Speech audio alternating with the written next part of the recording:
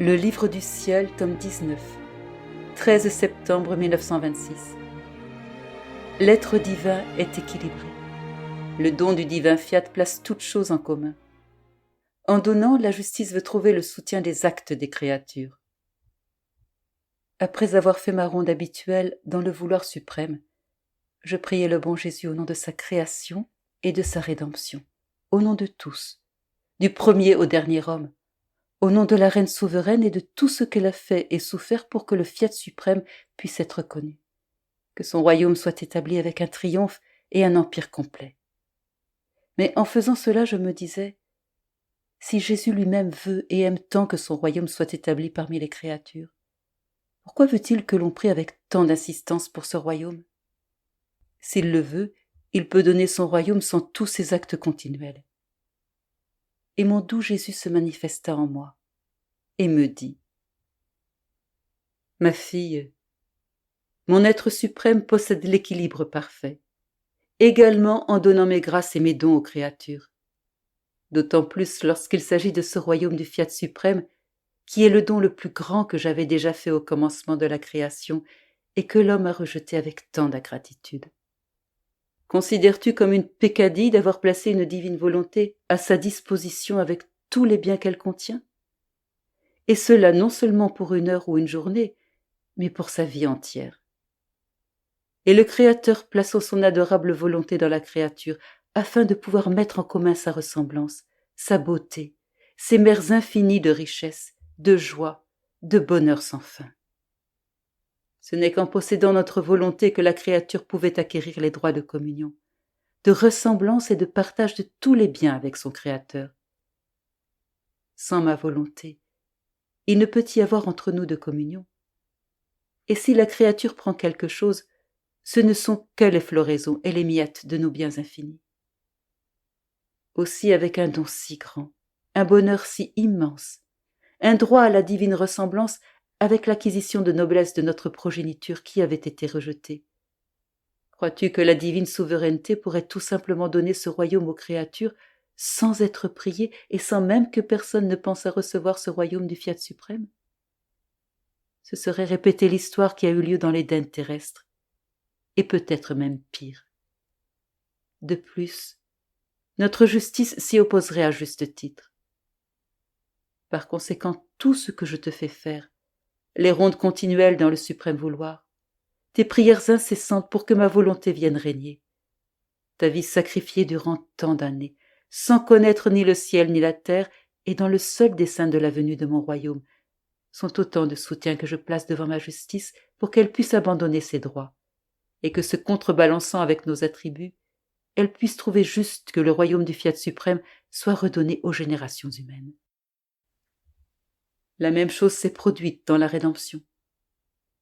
Si notre justice n'avait pas trouvé les prières, les soupirs, les larmes, les pénitences des patriarches, des prophètes, et tout le bien de l'Ancien Testament, et également une Vierge reine qui possédait entièrement notre volonté et qui, prenant la chose à cœur et avec d'incessantes prières, a pris sur elle la tâche de satisfaire pour toute l'humanité.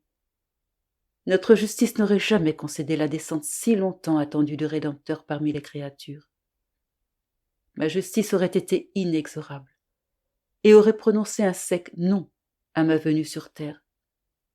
Et lorsqu'il s'agit de préserver l'équilibre de notre être suprême, il n'y a rien qu'on puisse faire. Or, jusqu'à maintenant, qui n'a jamais prié avec intérêt, avec insistance, faisant le sacrifice de sa propre vie pour que le royaume du fiat suprême puisse venir sur la terre, triompher et dominer? Personne. Il est vrai que l'Église récite le Notre Père depuis ma venue sur terre, prière dans laquelle on demande que votre règne arrive, afin que ma volonté soit faite sur la terre comme au ciel. Mais quels sont ceux qui pensent à la demande qu'ils font ? On peut dire que toute l'importance de cette demande portait sur ma volonté, et que les créatures la récitent machinalement, sans la comprendre, et sans aucun intérêt pour obtenir ce qu'elles demandent. Par conséquent, ma fille, tout est caché dans le secret lorsque l'on vit sur la terre, et c'est pourquoi tout semble un mystère.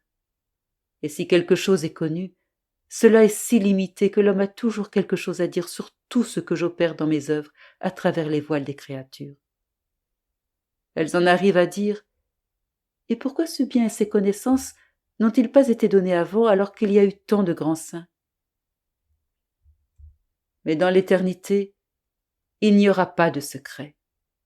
Je révélerai tout et montrerai toutes choses et toutes mes œuvres avec justice, et comment la justice n'aurait jamais rien pu donner s'il n'y avait pas eu un nombre suffisant d'actes dans la créature pour pouvoir donner ce que la suprême majesté veut donner.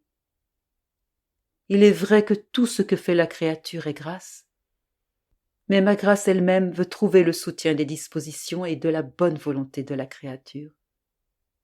C'est pourquoi, afin de restaurer le royaume de ma volonté sur la terre, il faut un nombre suffisant d'actes de la créature afin que mon royaume ne reste pas suspendu en l'air, mais puisse descendre pour être formé sur les actes mêmes de la créature, actes formés par elle pour obtenir un bien si grand. C'est pourquoi je te pousse tellement à parcourir toutes nos œuvres, dans la création et la rédemption, afin que tu puisses placer la partie de tes actes, ton je vous aime, ton adoration, ta gratitude, ton merci sur toutes nos œuvres. J'ai souvent fait cela avec toi. Et alors, après notre ronde dans notre volonté, vient ton refrain qui nous plaît tellement. Suprême Majesté, votre petite fille vient devant vous. Sur vos genoux paternels, vous demandez votre fiat, votre royaume, afin qu'il soit connu par tous. Je vous demande le triomphe de votre volonté, pour qu'elle puisse dominer et régner sur tous. Je ne suis pas la seule à vous le demander, mais j'ai avec moi vos œuvres et votre volonté même. Par conséquent, au nom de tous, je demande, j'implore votre fiat. Si tu savais quelle brèche peut ouvrir ton petit refrain dans notre être suprême.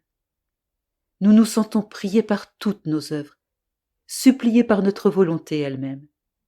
Le ciel et la terre prient à genoux pour nous demander le royaume de la volonté éternelle.